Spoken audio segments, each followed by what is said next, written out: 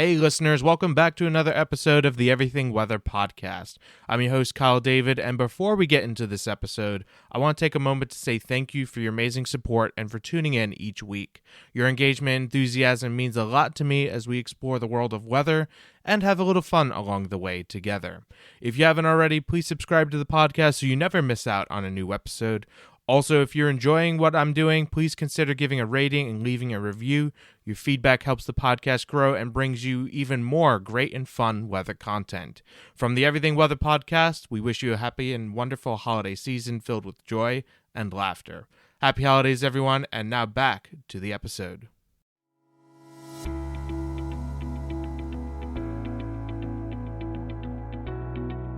Hello and welcome to the Everything Weather Podcast, the podcast where we talk with people about the weather world, explore and discuss everything weather, and have a little fun along the way. I'm your host, Kyle David, and today on the podcast, we're very excited to have Michael Ehrenberg. Michael is a certified broadcast meteorologist with almost 30 years of experience telling the weather story and covering a wide array of weather events. He currently works for CBS 12 News in West Palm Beach, Florida. Hi, Michael, and welcome to the Everything Weather Podcast. Well, hello, Kyle, and good afternoon, everybody. I'm glad to be here.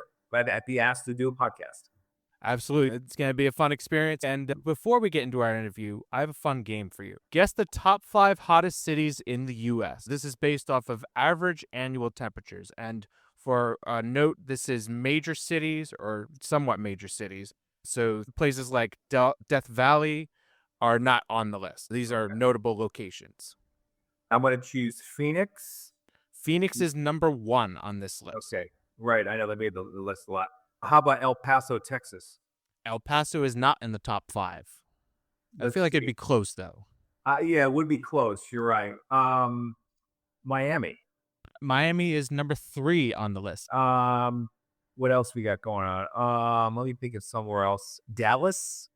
Dallas is not on this list. Not on the list. Let's see. Las Vegas.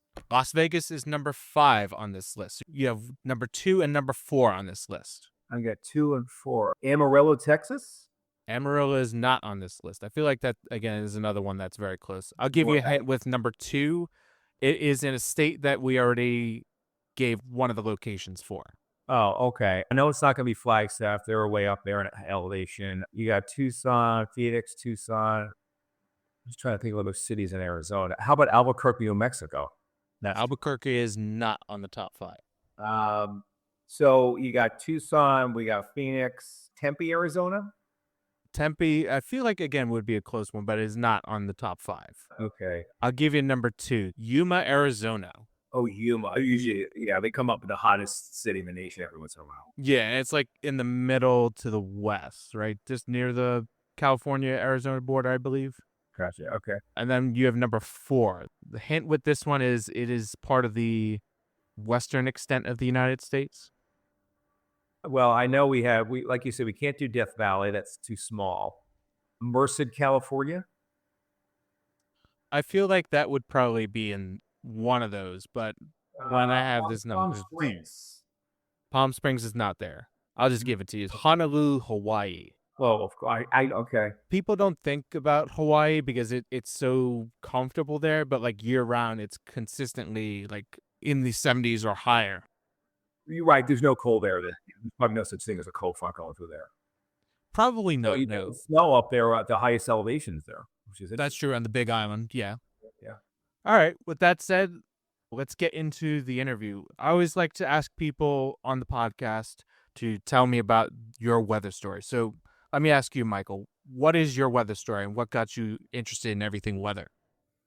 Well, I think like a lot of folks that are in the field of meteorology as an adult, it started at a very young age. I've come to realize that a lot of people have a weather event that kind of perhaps kickstarted their interest and passion in meteorology. And if we go way back, I just remember when I was a kid, I grew up and I was born and raised in upstate New York in Albany, and loved the snow. We went snow skiing, and I believe that there was a Thanksgiving Day snowstorm way back. It was remarkably well forecasted for how far back it was, and there was a lot of anticipation for it to come in. Our family was supposed to go down to some relatives about an hour south of the area, It takes the New York State Thruway down. Well, guess what? We woke up in the morning and there was that snow coming down. It was pouring out of the sky. The Thruway was closed. We decided, yeah, not a good idea to take the back road down there. So we postponed that trip. My father was like, well, we'll go out to eat because we weren't prepared. We didn't have any food already and to prepare at the house where my mom did. So we went to a restaurant and it was snowing. We got in, snowing. We got out, and we get in the car. My father starts the car up and he turns to leave. The car started doing these spins and donuts. I thought that was the coolest thing. And I had to know everything about weather. Yeah, I'll admit I have a guilty pleasure of when it does snow up here in New Jersey to go out into an unpaved parking lot and just do like slow donuts. Oh, my brother and I, we go out and do donuts. We do backwards spin arounds in a front wheel drive car. And there were probably some cars somewhere in the back part of the parking lot. But yeah, not the smartest thing to do. But snow is very fun. That's one of my passions is snow and winter weather. Yeah, absolutely. And you got caught off guard by this, and then you discovered, hey, I want to learn more about the weather. At what point did you realize, hey, I can make a career out of this? I guess why my interest in weather just kept growing and growing when I was a kid. My brother was nice enough to build me a little makeshift weather station in the backyard. I took weather observations, watched all the TV weather captures on TV. And I guess maybe somewhere in my earlier mid-teens, I'm like, yeah, this is what I want to do with weather. I want to do something weather related. So probably somewhere in the teens. And I do remember when it was time to pick out a college, when I was in high school, I met with a guidance counselor and we picked out some schools. Not a lot of schools as have meteorology. Just about every school has humanities or a business program or a science.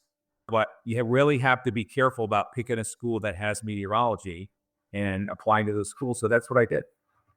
And in your search, what schools did you find that interest you?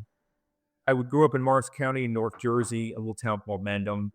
I was trying to find schools that were geographically close and had a good weather program. The guidance counselor and I we picked out a bunch. There were a lot of the SUNY schools, State University of New York. I applied to Albany, Oswego, and Oneonta.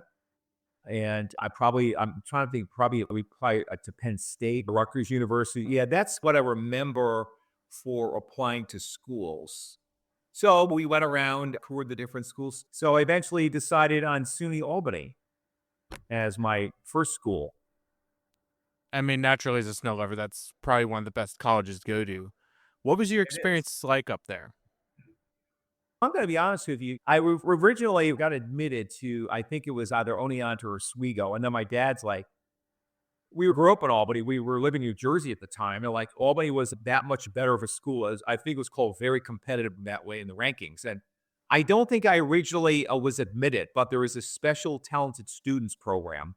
And one of them was in the atmospheric science department.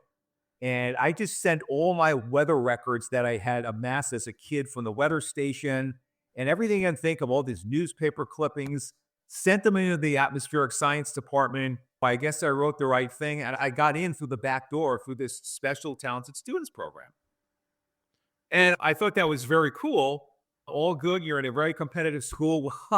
I just was not prepared for the curriculum and how hard and difficult the atmospheric science program was up at SUNY Albany. I was taking physics and chemistry and calculus in my first semester. And frankly, I found it overwhelming and I wasn't doing well in physics. So basically, I dropped out of physics and I dropped the major. But I was doing very well in my calculus courses. I loved the math. I had a great calculus professor. So after a year, I guess by default, I became a math major.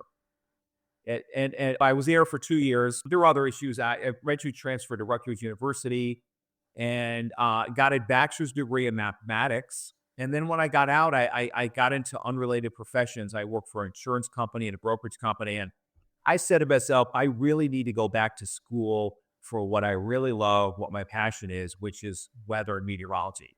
So while working at Prudential Insurance in Newark in the actuarial department, where I was born, it was a long commute.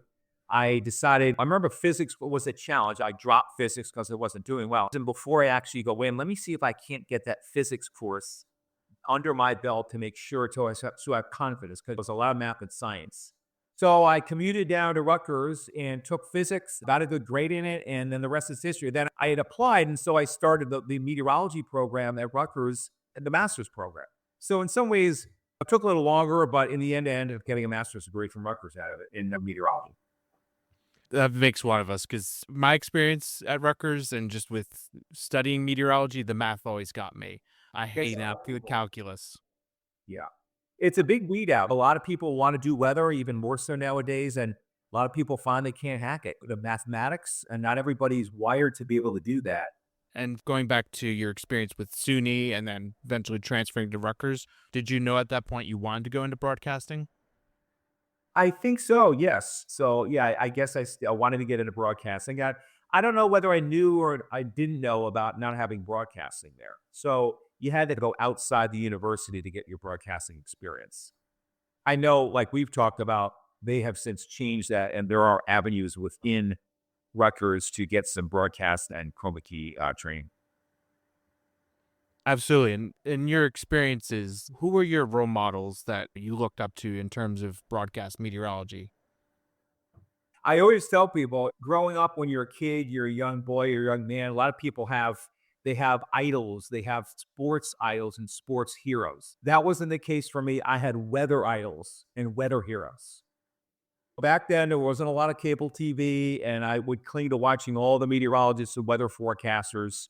Alan Casper was a broadcast meteorologist in that area. He was on WCBS. He was on Channel 5 in New York. He was on New Jersey 101.5 for a long time. I think he retired about 5 or 10 years ago. Great meteorologist, used science. He came to Rutgers once or twice to talk. One day on the entire meteorology class, went into the Fox 5 studios in New York, and he gave us a tour of the studio. And then there were even people up in the Albany area that were really good, as I recall. Back then, they had long form weather radio broadcasts. This guy, Ray Falconer, he'd get on, and when I was really young, and he would go on like at 5:35 in the afternoon, at 7:35 in the morning, and it was a 10-minute weathercast. Observations, synoptic meteorology, forecasts for different regions. It was great just listening to and then let's talk about AccuWeather, my favorite AccuWeather meteorologist. They were on 1010 winds and KYW News Radio down in Philadelphia. And there's Joel Myers, even Joe Bastardi. He was good. And I'm sure you know him. He's over there at that Weather Belt. So, yeah, very influenced by media, TV, and radio broadcast meteorologists. Yeah, and I'm familiar with a couple of those names that you mentioned. Fond memories of listening to them growing up as a youth. Dr. Bob Harris. Do you know that name? Again, I feel like I know that name. If Yeah. I've seen him before, then I could be like, oh, yeah, I've heard of that guy. Well, so Bob Harris, he's infamous because he called himself Dr. Bob Harris. Very good personality. He really sounded like he knew his stuff. Very technical. He was on News Radio 8, WCBS in New York, which now I just understand went over to sports radio after 57 years of all news. And he was also on WOR, 7:10 a.m. And great meteorologist. He'd be on all the time. And then one day he wasn't on for 2 weeks, and they get on. The anchors were terse. We have departed we no longer have him here. Dr. Bob, he never got a degree in meteorology. He wasn't even a PhD, didn't even graduate college. Really? Isn't that interesting? Huh. Well, he fooled everybody, and he was so good. After that revelation, believe it or not, this launched his television career. Then he appeared on WPAX and Channel 11 and got a contract with the New York Sanitation Department and did weather for the New York Times. So it's interesting how it didn't matter that he was not a degreed meteorologist. He just knew his stuff, but it was self-taught in meteorology. It's interesting. And there's a lot of cases these days where there's people who aren't degree meteorologists, yet they can do just as an effective job in communicating about the weather as a degreed meteorologist. So going back to Rutgers, you knew that you wanted to go into weather. You had some idea you wanted to go into broadcasting. You got the master's degree. What was next for you? So I got the master's degree back then, and I was working through part-time work at IM Weather, which is at the Morristown Airport, New Jersey. I think they're still around. And then I became full-time there as the meteorologist there left to go to weather service. And so I was getting some broadcast experience, at least the radio part, the voice and coaching my voice or whatnot. But there was no opportunity for any TV experience. So Me and my friend of mine there, we tried to go to some studios and get some broadcast time. And I started applying to the National Weather Service because there was no upward mobility. It's a very small company. It was just the owner and maybe one other person with doing radio sales. So I started putting my applications out, and I was a little bit selective. Eventually, I went down to Miami and in South Florida, the National Weather Service. But it was rotating shift work, and it wasn't my thing. I couldn't see doing rotating shifts as I got older. Unfortunately, we were co-located with the National Hurricane Center at the time. This was in Coral Gables, right near U of M. And all the TV broadcasters would be rushing by my front desk, interview the director of the National Hurricane Center, Dr. Bob Sheets. And all these people rushing by. I was able to talk to some of them. And one day I saw one of them at the gym I worked out. They were able to bring me in. They needed a meteorologist, but the news director didn't really want to hire somebody. So he's like, well, why don't you come on in and see what you got? Have you had any experience of the TV? And I said, no, but I've done radio. And he said, well, why don't you come in and see how you do in front of the chroma key wall, right? This guy was really nice. His name is Roland Stedham. And so I went in and practiced on a weekend, and he coached me a little bit. And he's like, all right, well, I'm not going to show the news director the tape yet. Why don't you work on this and this? And then he let me come in for like 4 or 5 weeks and hone my we were all of it. And then he showed it to the news director. And she said, okay, well, he could use some work on the chroma key wall, but, we could use them on Saturday mornings or do weather. It was a conflict of interest with the weather service. I couldn't do that. But I had a lot of air checks from those things. And I was able to find an editor and cobble together a resume tape and start sending it out. And that's how I got my first job in TV. And where was that first job for you? Well, the first job I took was in West Palm Beach at basically our competitor up in Palm Beach Gardens right now. So I've been doing TV only in West Palm Beach my whole life. Wow. So you've been unusual. Yeah, you don't often find people sticking within one area for such a long time. I know. You ended up finally into broadcast meteorology. Right. Can you tell us what that life is like? What do you do for your current station? I've been with my current station that just passed 25-year anniversary back in July. There's 5 of us, and we have a 3 o'clock show Monday through Friday. Tuesday through Friday, I do the 3 p.m. show. It's an hour newscast. And then at 5 o'clock through 6:30, me and the chief will split up some of the tasks, the chief meteorologist. He might toss to me with a special thing. Hey, Michael, it's been dry out here. What's the situation with the wildfires? And I'll break out what's causing the fires, the dry air, the precipitation departure, the winds, or whatever, what have you. He's frequently off on vacation, so I'll fill in for him. And then on Fridays and Saturdays, I'll do all the broadcasts, the afternoon and evening broadcasts that I do. That's pretty much my shift. So broadcasting is just a part of the job. We do some radio broadcasts, so I'll go in and several radio stations use our broadcast. We'll go into a booth and record it, and they'll upload the file or I'll put them into a Dropbox or whatnot. We also we do weather for a newspaper. Most importantly, digital. We have usually a couple weather stories running on our website, which I'll either initiate a story and do a story, make graphics for it, or update the story that was done in the morning. Social media is big. We're on Facebook, Twitter, Instagram, YouTube.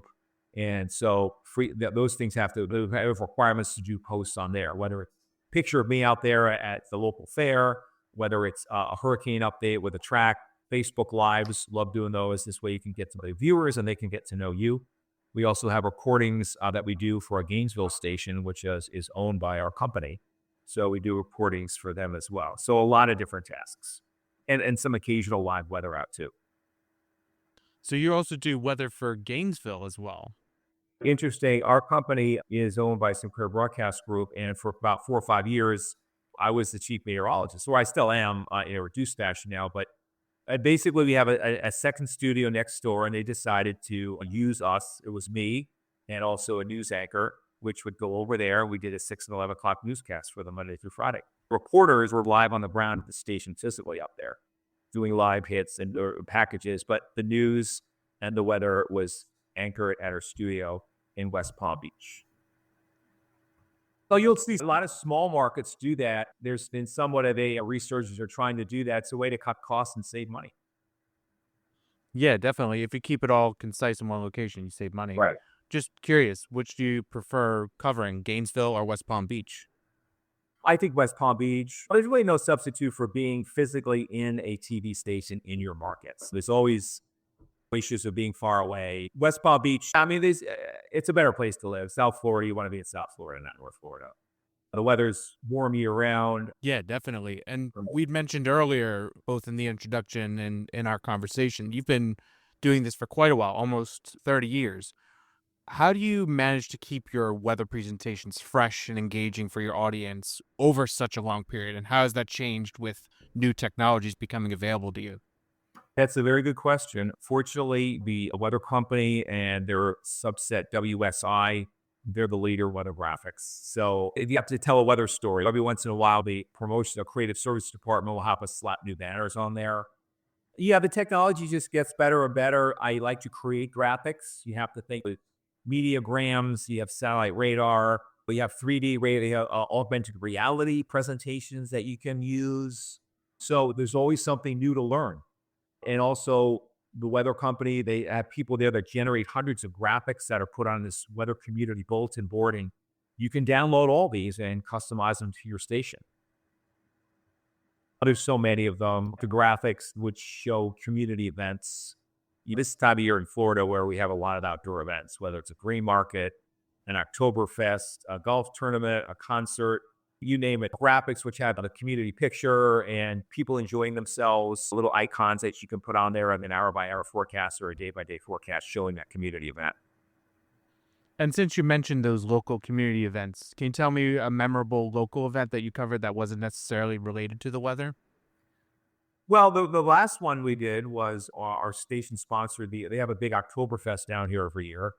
A lot of people come to it, and our station had a booth outside, and you'll see this to get out in the community. So they had a booth where you have all the people showing up, and people come up and they ask questions. You meet and greet them; those are fun. And all the on-air people were the judging of the beer stein holding contest, where you line up a bunch of people and they hold a big beer stein with water in it like this, straight out. It weighs a lot. And everybody's sitting there, and you have to make sure that they're doing the right thing and not bending forward or backwards or leaning. And then basically people start dropping them one by one. They drop their arms, and the last one standing wins. So I thought that was a lot of fun. It was around a lot of people. They would hold the stein full of water and see if they can hold it up the longest? Who can hold it up the longest? You might have a line of 10 or 12 people, and you're holding it straight out. It's got to be parallel to the ground, and your arm has to be exactly perpendicular to your torso. And we had to basically police them, say, no, bring it up, bring it down. We would have to disqualify people if they were repeated offenders. A little bit unusual. And then I went down there on a Saturday night, do live weather broadcasting there too. And it was raining and everything. It was crowded. So it was fun. It sounds like fun for sure. Yeah. And since you had mentioned going out into the field and stuff, what's your most memorable weather experience out in the field? The most memorable experience out in the field probably would have to be one of the hurricanes. Maybe it was Irma? I can't remember. Yeah, I think it was Irma. We have a storm trapper truck with all the bells and whistles on it, instrumentation, big tires, some cool wrappings around it. So just going out and reporting in the middle of a hurricane. We're over near the Intercoastal Waterway with the winds blowing and whipping. I think on the way over there, we basically ran over like this big palm frond. And all of a sudden, we heard this grinding and chewing underneath the truck. So we had to stop, and we had to pull the whole thing out before we could be on our way again. Interesting. Yeah. Since you'd mentioned hurricanes, recently Florida got hit by Hurricane Milton. What was that experience like covering Hurricane Milton for your area? Oh, yeah, Hurricane Milton. I mean, my goodness, this was like an unprecedented tornado, a widespread tornado outbreak in South Florida.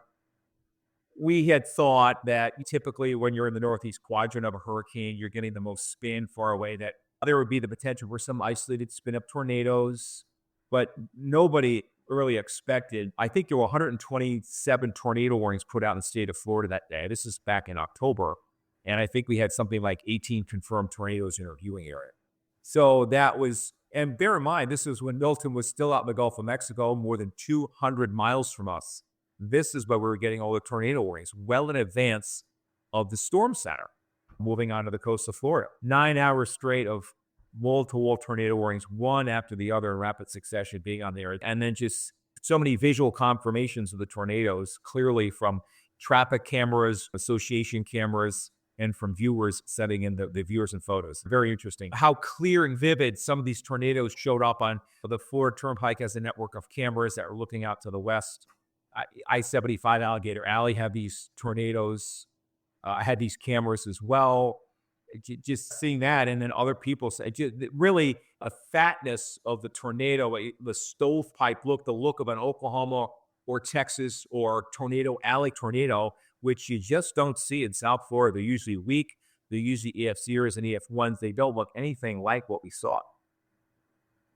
Yeah, and as you said earlier, Milton was a few hundred miles away from land and in the Gulf of Mexico, and it was bringing all these widespread impacts. Walk us a little through, like, how you felt covering the ongoing weather with Hurricane Milton, even though it was, as you said, several hundred miles away.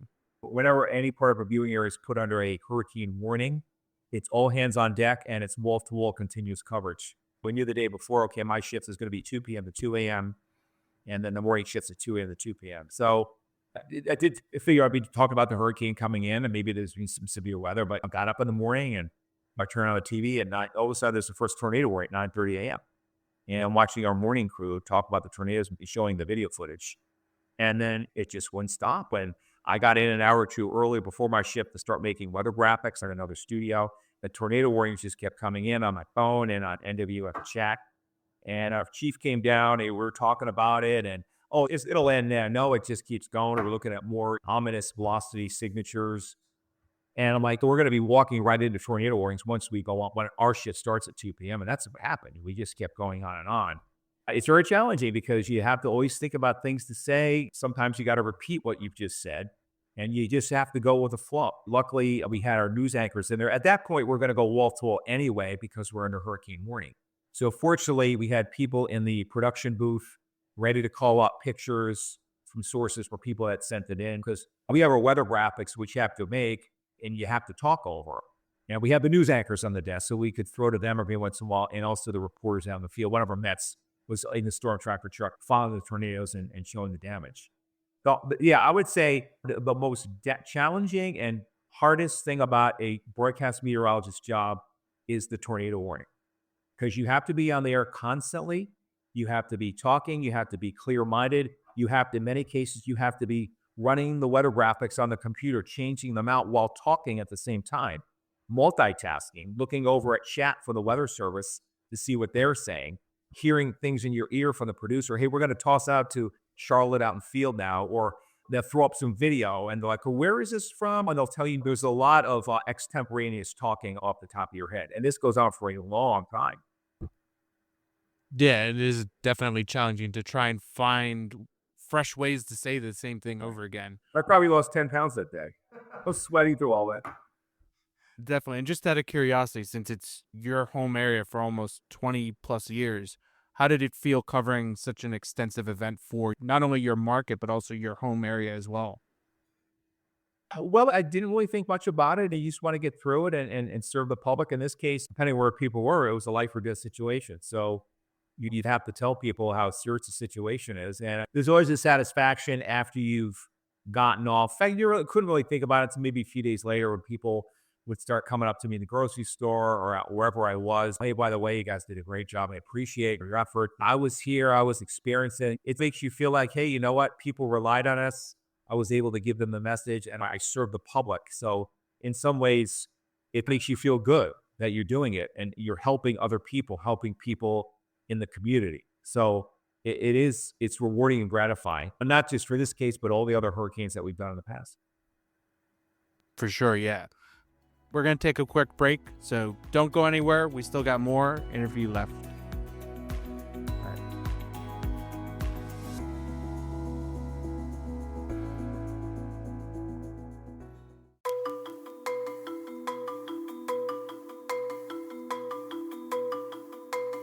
On this day in weather history, we go back to the infamous blizzard of 96. From January 6th to the 8th of 1996, a severe nor'easter paralyzed the east coast of the United States. The nor'easter began to take shape in the Gulf of Mexico on the morning of January 6th. The system moved northeast, passing through Florida and eventually reaching the Georgia coast the next morning. By this point, the storm was bringing light flurries, cold temperatures, and breezy conditions across the southeast United States. By the evening of the 7th, the system was beginning to track parallel to the East Coast and had reached Cape Hatteras, North Carolina.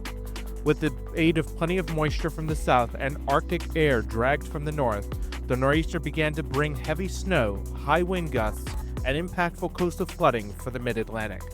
The storm continued tracking northeast and was eventually off the coast of southern New England by the evening of the 8th. It continued to bring its wintry fury to the northeast. By the 9th, the nor'easter began to weaken as it moved out to sea. By the time the snow settled and people began to dig themselves out, they soon realized that this was a storm for the history books. At least a foot of snow fell across the east coast of the United States, with upwards of 3 to 4 feet of snow falling in higher elevations of Virginia, West Virginia, Maryland, and Pennsylvania. Towards the Interstate 95 corridor, many cities were blanketed with 1 to 3 feet of snow, but the strong wind gusts created snow drifts up to 8 feet in New York City, Philadelphia, Boston, Washington, D.C., and many other major cities across the Northeast. The storm caused $3 billion in damages and claimed 154 lives during the storm. Unfortunately, another 33 lives were lost after temperatures quickly warmed up after the storm, causing flooding due to rapid snow melt.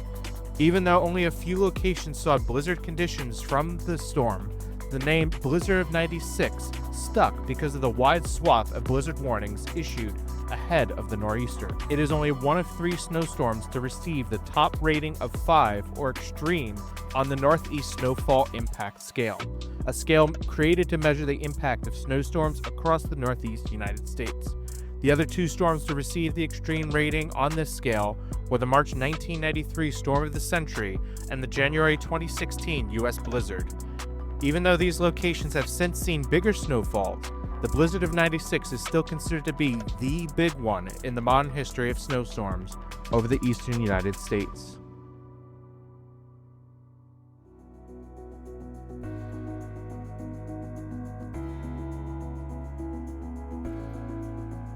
Hello and welcome back to the Everything Weather Podcast. I'm your host, Kyle David, and we've been talking with Michael Ehrenberg. He's a meteorologist at the CBS 12 station in West Palm Beach. We've been talking about his experiences, his weather story, and more recently, his coverage of Hurricane Milton. And we've got a lot more questions to ask him. But before we get back into the interview, I've got another fun game for you, Michael.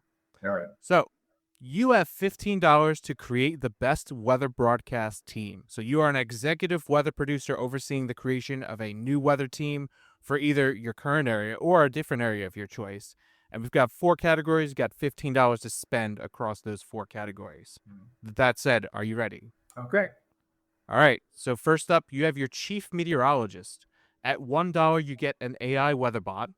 At $2, you get your current chief meteorologist at your station. $3, you get James Spann. $4, Ginger Z. And $5, Dr. Greg Forbes. So I have to choose one of them? Yes. So keep in mind you have only $15 to spend across these 4 categories. Wow. If you ball out with $5 for the 3 categories, you won't have anything left for the last one. Oh, okay. So it's the weather box, the chief of my station, Ginger Z, James Spann. What was the other one? Dr. Greg Forbes. Oh, Dr. Greg Forbes. I'm going to have to choose James Spann. All right. So $3, we got James Spann for your chief meteorologist. Next up, you have another meteorologist on your team. $1, you have a random graduating meteorology student who's just fresh out of college. $2, you have David Spritz from The Weatherman. You have $3, Lauren Oleski, which is one of your meteorologists at your current station.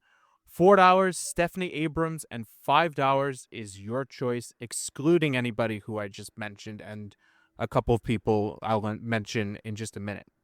I'm going to choose Lauren Lasky.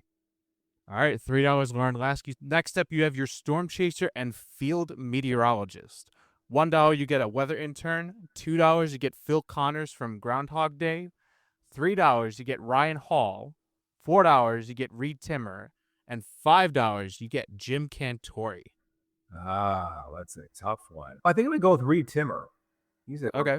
Yeah. And so that means you have $5 left to spend in this last category, which is special segments. Every so often, your team gets to do a special segment. Okay. So, for $1, you get weather pun of the day.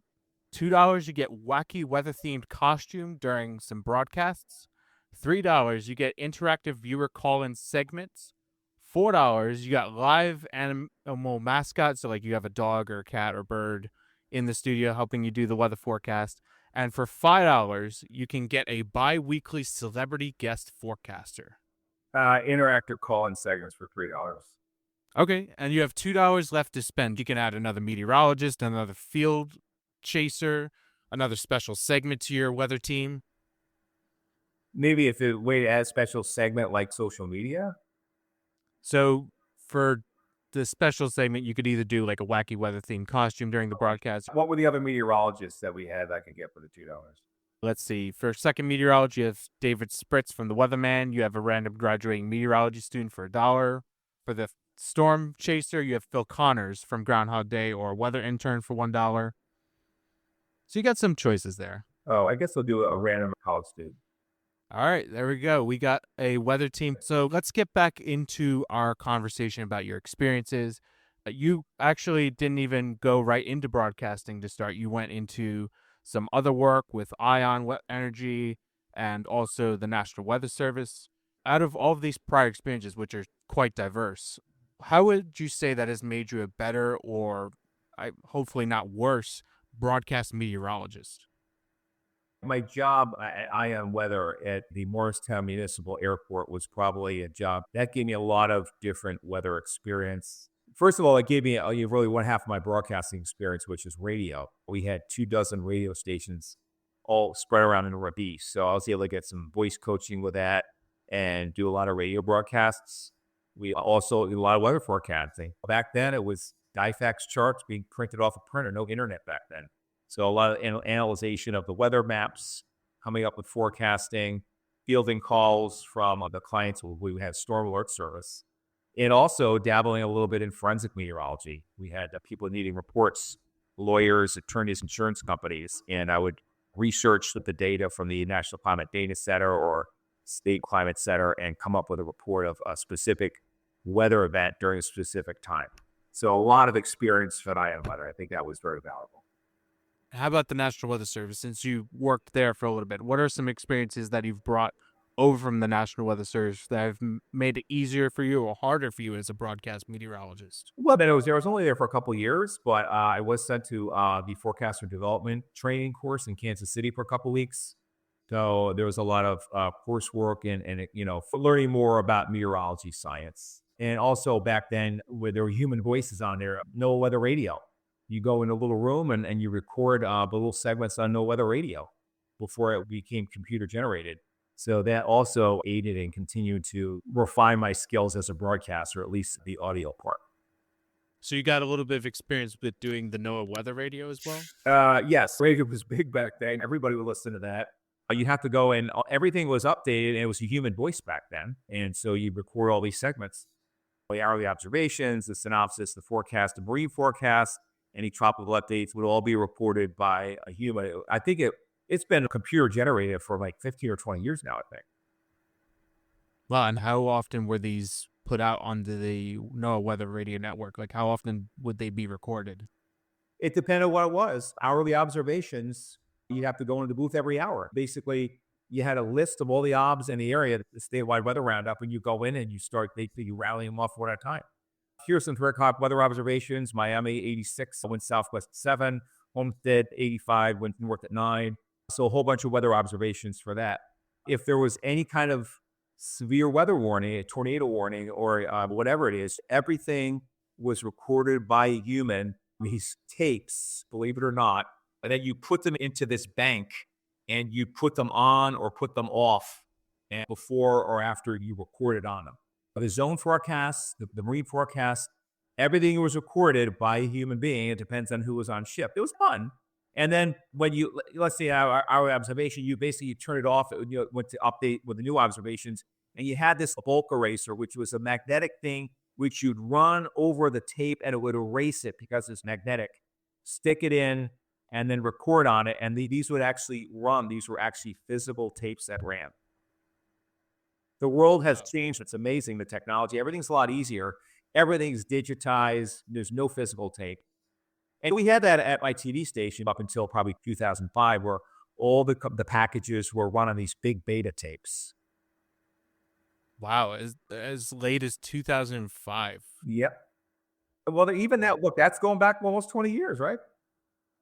For sure, yeah. The technology has been a marvel, how it's changed and how I enjoy keeping up with it.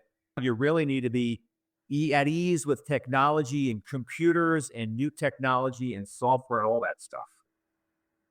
And you said we're going really back with the tapes, even though it's a different kind of technology. But I'm curious about it because you've had experiences with many different technologies, career spanning 30 plus years. Weather apps are a very new thing and they're becoming a little more popular. What do you think is the best and worst aspects of these weather apps, public weather information tools, and how do you balance their convenience with the potential misinterpretation by the general public of this weather information? Oh, that's a good question. Weather apps are great. I've got weather apps on my phone. We have a station app. We have a couple of station apps. I use them all the time. I think the best advantages of these things are people can have weather in their pocket anytime, anywhere. I'm an outdoors guy. I like to do a lot of things. And the way thunderstorms pop up in Florida, I remember a time where there were no apps. You look at the forecast before you left, you'd see things starting to develop overhead. You have no idea what to expect. Radar, scope, any weather app, you can basically know exactly when to start and stop an activity, how long it's going to be before it rains and stops.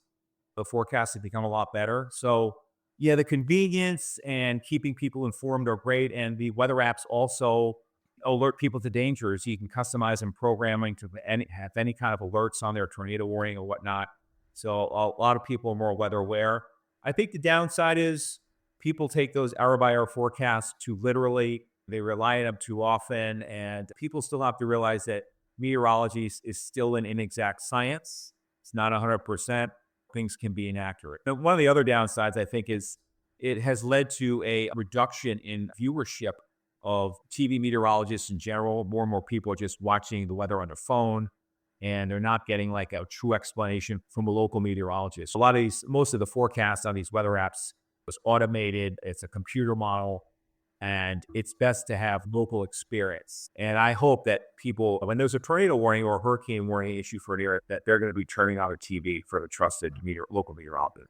Absolutely. You get that personal touch from an actual human being. And since you had mentioned you've covered thunderstorms in Florida, I want to take this moment as well because you've been in the same area for quite a long time. What are some significant changes that you've noticed with the weather in not only your area of Florida, but in Florida in general? It's gotten hotter. We have these long-term averages from 1991 to 2020, and they change every 10 years. This just about all the time, our temperatures are running hotter than average here in Florida, especially in South Florida. The overnight minimums have gotten higher because the water temperatures are hotter offshore. With the flow off the water, it just is not able to drop as much. The last 10 or 12 winters, I think every winter has been warmer than average. Last winter is actually near normal. Everybody's saying, oh, I can't believe how cold it's been. Oh, it's so chilly this winter. I'm like, no, actually, this is just a lot closer to normal. And also hurricanes this is pretty scary happen this hurricane season with these rapid intensifications of most notably Beryl and Milton and I think Helene exploding to a category 5. And that was not foreseen. It just, the warmer Atlantic, the warmer Gulf of Mexico, the record warm water temperatures makes it a little bit more unnerving to live in a hurricane-prone area like Florida. Absolutely. And you said with rapid intensification, there was that, I forgot the name of it, but that one very quick storm that intensified in the middle of Atlantic. It was basically just a little blob and then all of a sudden category 1 hurricane. You might be referring to the ones down in Cuba, Oscar. Yes, Oscar. Yeah, the probabilities of the Hurricane Center puts out these probabilities that's going to become a tropical cyclone. It was at 60%, then they start lowering it to 30 to 20%. Then all of a sudden, within 24 hours of them lowering it to 20%, we had a category 1 hurricane. So intensity forecasting is still something that's a little bit problematic and needs more room to grow regarding the forecasting of tropical cyclone activity. For sure. And since you mentioned it, with the future and the growth of weather forecasting and also broadcasting as well, what are some exciting developments, trends that you've been seeing in your industry right now? What's some things that frustrate you? Well, I like the trends regarding the hurricane forecasting. The average track error continues to slowly go down. It really dropped significantly all time periods, 24, 48, 72 hours. Now, lately it's plateaued. The drop has slowed down, but it's still going lower. So, the good part about that is that the cone of uncertainty, the cone that the Hurricane Center puts out, can continue to gradually shrink. It gets smaller. So, that means fewer and fewer people have to be unnecessarily warned or freaked out about a hurricane. So just better, faster supercomputers. It's amazing how we've got the resolution of these mesoscale models down to a 1 kilometer or even less. So the more the resolution, the more grid points that are put out there, and the more accurate a weather forecast can be. And that's particularly important for the forecasting of these thunderstorms, which might still be developing within the grid box of less than a kilometer. So things are still challenging in Florida, but my goodness, the short range models have gotten so much better than they were just 10 years ago. Definitely, they have. And in terms of the broadcast world, I want to just mention this again. In the intro, we talked about that you're a certified broadcast meteorologist. Can you walk us through what that exactly is? Yeah, certified broadcast meteorologist, it's a seal from the American Meteorological Society, which tells the public or anybody that you've gone through a rigorous testing process and that somebody that's watching someone with a CBM seal knows that this person is an accredited meteorologist. He's got a 4-year degree from a college, atmospheric science, meteorology, or whatnot. Then once the person gets out of school, it takes a couple of years. You have to take a 100 questions exam, which has all different facets of meteorology. You have to pass that. Now, that's what I took it. I took it in 2008. They first came out with this back in about 2007 or 2008. Before that, I got my regular AMS seal. A lot of people still have it. And I decided to get the upgrade because I already submitted all my weather broadcasts and that was evaluated and grandfathered in. All I had to do was basically take that 100 question exam. But man, I had been out of school for a while when things were a little fuzzy in my brain. So there's this huge study guide that the AMS has for you to go through. And I must have studied for like 100 hours or something like that. And I studied for 3 months and I took the exam. And fortunately, I was able to pass it on the first attempt. Then once you pass that, then what you do is you start collecting your weather broadcasts and you send a bunch of weather broadcasts in to the Broadcast Board of Meteorology. And you have 5 people on that board and 5 people watch your broadcast and they each kind of score you in various categories: scientific knowledge, creativity, presentation. There's a whole bunch of categories and everybody has to pass you have to get a certain score. And once you get that certain score, maybe it's 80 or higher, and you've passed that exam, then you get that certified broadcast meteorology seal. And then to keep that seal valid, you have to, every 5 years, you have to basically resubmit points. And you have to have 30 points. In other words, you have to take continuing education. You can go to broadcast conferences to get some points. Just being in the field of meteorology and being employed at a station, that gets you a big chunk of points. You can get points by teaching a class in meteorology, going to schools, conducting school talks, hurricane preparedness talks. There's so many different ways that you can earn those points. And every 5 years, you have to submit those points. And if you don't do that, or if you don't have enough, then your seal is deemed invalid. And you still have it to this day. Yep, still submit the points. I love going to the broadcast conferences and meeting other meteorologists from around the nation. Anybody that wants to go into the field, I definitely strongly recommend you try to get to these conferences. It's a really great way to network. You got the celebrities there. Jim Cantori was at the last one, and James Spann has been there. So it's just a great way, I think, to re-energize your passion for weather, or you get ideas bounced off one another, or you come out of there feeling refreshed and rejuvenated about your career. I actually do want to touch upon a little bit more of that with how aspiring broadcast meteorologists can get more involved with that and some advice. But I wanted to ask you, since you had mentioned it, you've done a lot of work emceeing hurricane preparedness seminars, getting people ready for the hurricane season and helping them prep for tropical systems, to doing school visits in your local community. Can you share a memorable experience from those public appearances and where you made a difference in how people see and react to the weather? Yeah, I'm just trying to think. There's been so many.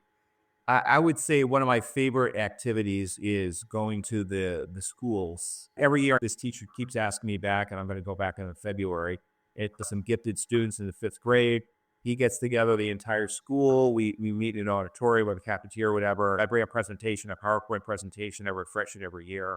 I talk about the local weather, broadcast meteorology, show some pictures behind the scenes at our station, talk about the hurricane season. And then I open up the room for questions. And the kids raise their hands. They ask questions, every little question. Sometimes they ask funny things. Sometimes there's things that you really can't answer. Last year, I bought the storm tracker truck, and everybody went back in the back. And we took a big picture of that. And then you show them on the news, and then I'll put them on my social media site. So I would think that's very rewarding going to the community. It really gives me a good feeling. And perhaps inspiring some budding young meteorologists, like I was a long time ago as a child, to go on and to do that as a profession. I think it helps them. If somebody's wanting to do it, they're not sure, that I can tell them.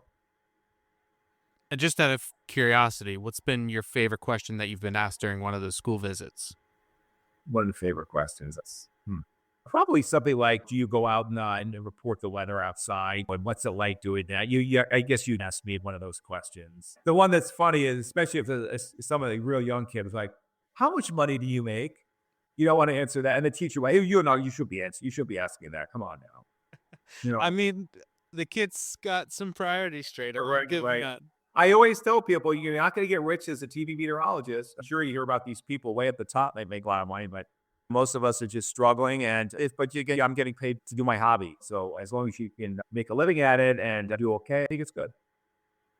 Absolutely. As long as you're doing what you love, you're never working a day in your life. Exactly. Right. And going back to what you had mentioned about aspiring meteorologists, as somebody who has that certified broadcast meteorology seal, how do you think aspiring broadcast meteorologists or meteorologists and weather communicators in general can set themselves apart as excellent weather communicators from average ones and even do better than weather apps and public weather information that's out there? Well, that's a good question. It's still a very competitive field. The hardest thing is to come out of college and get that first weather job. It goes back to going to really good accredited college, do your research if you want to do that, and try to get into a college that has a lot of chroma key and weather graphic systems to get a head start. Just practice. A lot of it is creativity. Just be yourself, be your personable self. Try to tell a weather story. Try to keep it interesting. And to set yourselves apart, whenever you can get weather internships while getting your degree, that's a good way to do it, whether it's at your local TV station or at the National Weather Service office or a regional center of the National Weather Service. Try to get experience. That way you get a head start from anybody that just gets out and gets a degree. Absolutely. I've got a couple questions for you left. This one's kind of more related to the broadcast meteorology role. Where do you see that going and evolving with accessible weather tools, social digital media in the next year, 5 years, or if you want to be bold, 10 years? The profession of TV meteorology is ever evolving. It's ever changing. The emphasis is still to try to push to make more money out of the digital part of it, apps, a website, podcasts. And the big challenge for TV meteorology, any news operation, is there are fewer and fewer people watching local news. Most people that are watching it are over the age of 45 or even 50 or 60. How do you continue in that role? Fortunately, in the news department, there's actually more meteorologists at a station. It might be evolving more to doing more things online, doing more videos on an app, doing more social media, and less regular newscasts, television. Putting it on all different platforms. You might come in one day and, we don't have these newscasts anymore, but we're going to show our newscasts on our website. They're available. If you open up our app, you can just watch it on our app. And recently started putting them on YouTube. So you might be doing several different broadcasts, and they might have to be custom tailored to the different social media sites.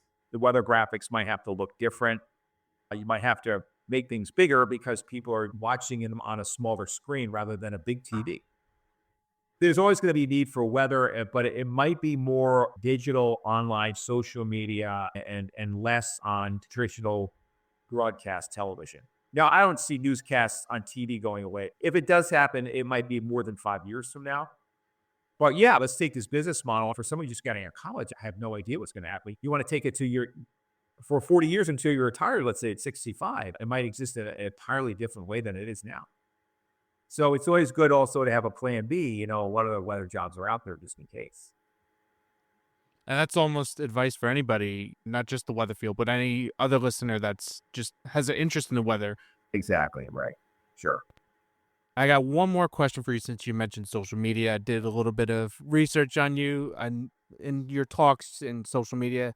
I've noticed that you like water skiing, you like tennis, going to the beach, reading. How do all these hobbies of yours influence your perspective as a meteorologist?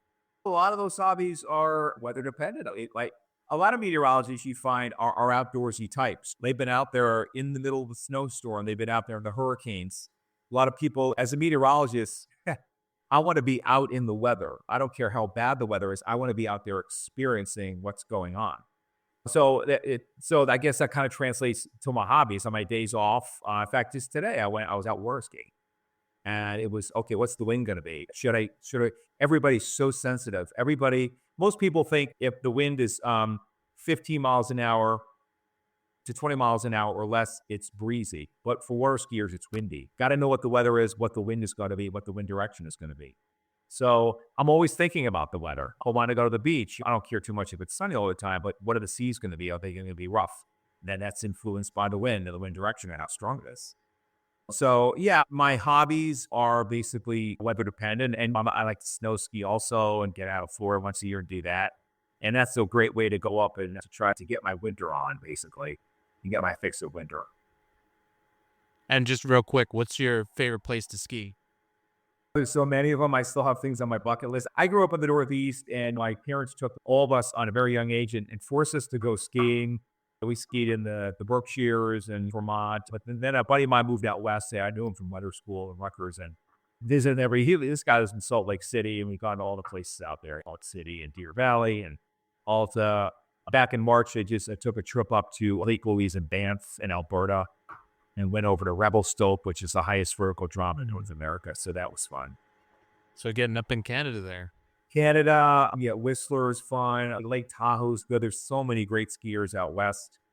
Next on my bucket list, I think it's going to be Big Sky, Montana. Montana is very beautiful. Yeah. And in fact, Montana is going to be one of the subjects of our whether or not quiz.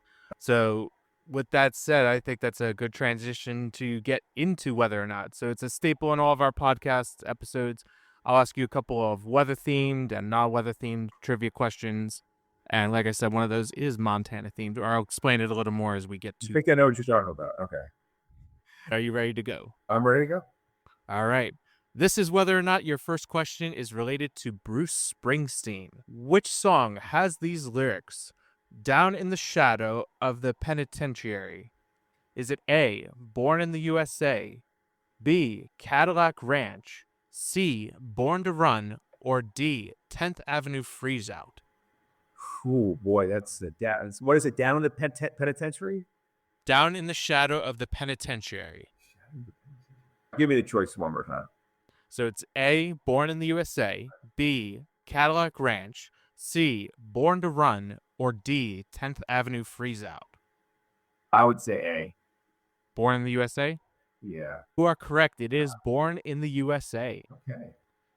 This is whether or not your next question is New Jersey weather history.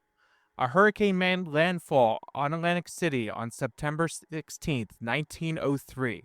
While it did not have an official name, it gained traction in the media as this name. Was it A, the Great Atlantic Hurricane, B, the Motley Crue Storm, C, the Vagabond Hurricane, or D, the Atlantic City Troublemaker? The Atlantic City Troublemaker. Final guess? Yeah, no. Actually, my first thought was A, the Great Atlantic Hurricane. Which one you want to lock in with? Let's go with A. You are incorrect. It was not the Great Atlantic Hurricane, but that wasn't the name of a hurricane that did impact New Jersey. The correct answer was the Vagabond Hurricane. Oh, okay. That's going way back. Interesting. A little bit, yes. Right. This is whether or not your next question is related to the show Yellowstone. Okay. What does Rip Wheeler say is his rule about fighting on the Yellowstone Ranch?